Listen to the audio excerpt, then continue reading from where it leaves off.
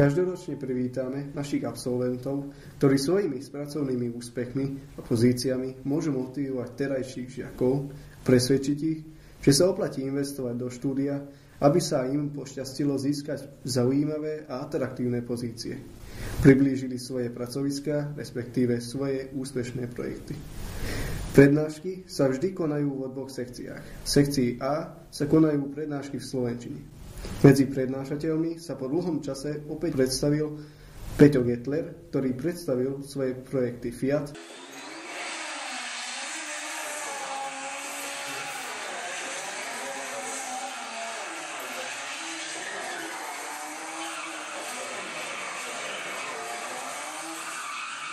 a Škoda Tatra 603. Bola renovácia tieto Tatry 603, možno ste o tom už videli niekde. Tak toto prišlo úplne náhodou. No a začal som z takéhoto veľmi zlého stavu. Som povedal, že ani sám neviem prečo. No a potom vlastne celé sa to opieskovalo, tak toto vyzeralo po opieskovaní, všetky pleky boli deravé, celé sa to vyváralo. Všetko som robil sám, trvalo mi to vyše 3000 hodín roboty. Strávil som pri tom 5 rokov, naučil som sa toho strašne veľa. No a robil som to vo veľmi zlých podmienkach, častokrát aj bez peňazí, keďže som bol na vysokej škole.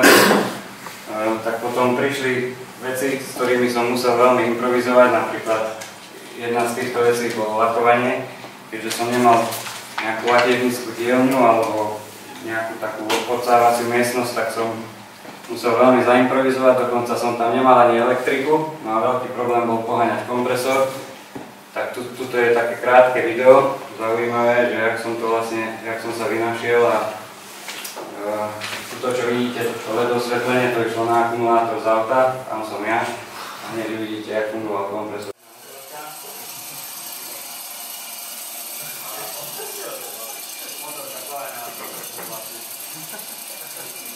To je jediné auto na svete, ktoré som nalakoval, alebo ktoré sa nalakovalo s motorkou, kde myslím za 31 km. Samozrejme potom motor sa renovoval, to je motor, ktorý je v tom aute, to je pôvodný 2,5 liter 8 valec. Má niečo málo cesta plní, takže to skoro vôbec nejde. Tuto sa to už skladalo, motor čistúčky, fajný nahodený, auto nalakované, no a vlastne tu je ešte pár fotiek pred a po, ktoré som tam vlastne vložil, ktoré keď som odrezal ten strom z toho auta, ktorý násol vtať auto a brali sme to do garáže, takže sme to tlačili, ešte aj guma vybuchla. Tak vtedy som si hovoril, že už musím si spraviť nejakú fotku, lebo raz to bude hotové. A že prídem si tam o 5 rokov tú fotku spraviť už s hotovým autom, tak vlastne to je predato. No a to je ďalšia fotka. Za tých 5 rokov som si kúpil aj košelu. No a vlastne toto je ten finálny výsledok. Takže toto mi zabralo 5 rokov a strašne veľa som sa pri tom naučil, čalunil som, lakoval som, zváral som, motor som robil. Takže proste, keď vás niečo baví, tak ten cieľ vždy máte na dosah. Je to svojrázny mladý muž, ktorý už počas štúdia na našej škole zaujal svojím multimediálnym bicyklom, s ktorým sa doslova a do písmena lúčil so školou.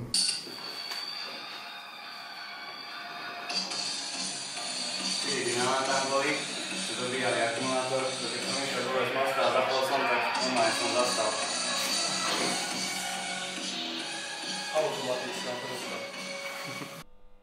Ahoj, vieme už o tvojich nejakých projektoch tu na škole, ktoré si tu robil a respektíve aj na vysokej škole.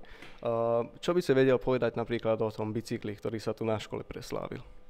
No tak bicykel to bol veľmi taký divný projekt, ktorý vznikol v čase ešte, keď neexistovali nejaké Bluetooth repráky a to bola možno tá hlavná myšlienka, že mal som rád bicyklovanie a rád som mal aj elektroniku a zosilňovače a hudbu, tak som si proste povedal, že spravím bicykel s nejakými reprákmi. No a prešlo pár evolučných modelov v úvodzovkách a vznikol z toho nejaký taký o kúsok krajší bicykel, ktorý aj fungoval a bola z toho nakoniec aj maturitná práca, tak to bola veľká sranda.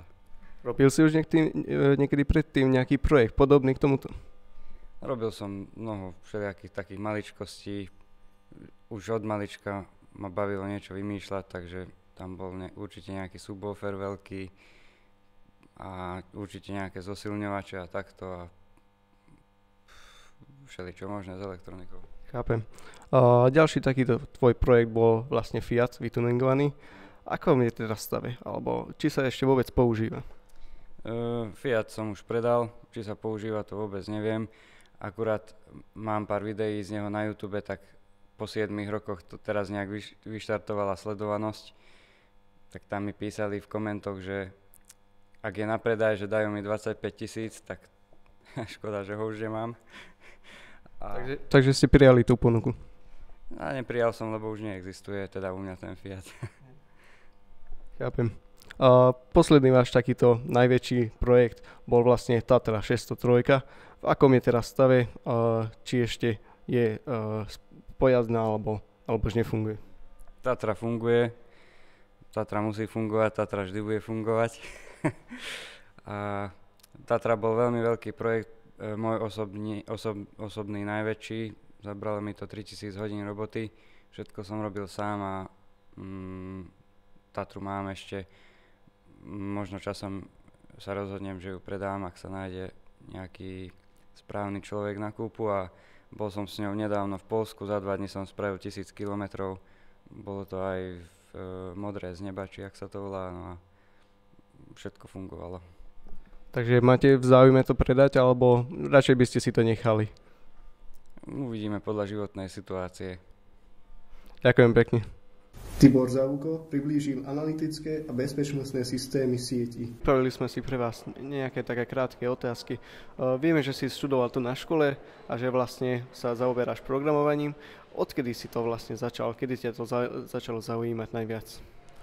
Tak v podstate začalo to tým, že ma zaujímali počítače všeobecne.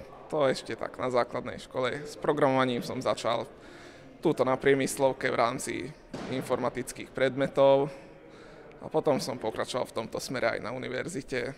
A odtiaľto tento záujem prežíva ešte aj dodnes. Chápem. Zaujíma ťa aj hardwareové záležitosti alebo len softwareové?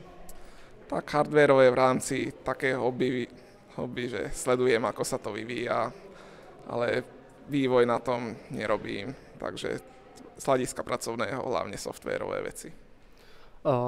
Kedy si sa vlastne dostal do tej firmy Flowmon a ako ťa tam vlastne prijímali? Čo boli požiadavky alebo ako si sa tam vlastne dostal? Tak do Flowmona som sa dostal tak, že som robil bakalárskú prácu, ktorú vypísala univerzita v spolupráci s nimi. Následne po odovzdaní opájení bakalárskej práce som tam nastúpil na stáž. Toto bolo také prirodzené pokračovanie spolupráce a tam som sa im asi páčil, tak si ma tam nechali najprv na polovičný úväzok, kým som doštudoval magisterské štúdium a potom som prešiel na plný úväzok. Takže plánuješ ostať vo firme Flowmon? Áno, mne sa to tam páči. A pokiaľ nebudú nejaké znižovania stavov kvôli súčasnej ekonomike, tak tam určite zostanem. Ďakujeme pekne. Program odbornej praxe v rámci Erasmus Plus priblížili štvrtáci Tomáš Albert a Dominik Oslanec. Dominik tiež priblížil svoju komplexnú odbornú prácu meteostanicu na princípe Arduino. Elektromikroskopiu vo vývoji materiálov priblížil Štefan Naď. Náš pán profesor, inžinier Oto Naď, priblížil študentom funkcie vývojového zariadenia Mikrobit. Má reagovať, áno. Čiže taká v podstate taká smiešná hračka, áno.